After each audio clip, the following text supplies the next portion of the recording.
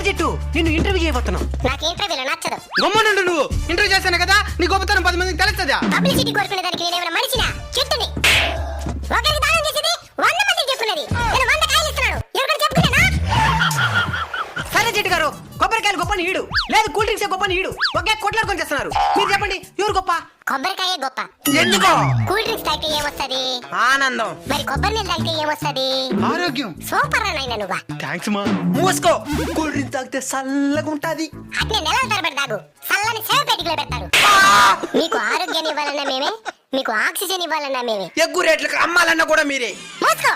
పనికి మళ్ళీ cool drinks మాత్రం ఎంత గిద్ద అంత గులుకునేది, పనికొచ్చే మమ్మల్ని మాత్రం 10 రూపాయలకి అడిగేది. కొబ్బరికాయ జిందాబాద్. నీకు నా ఆశీస్సులు నాయనా. థ్యాంక్స్ మా.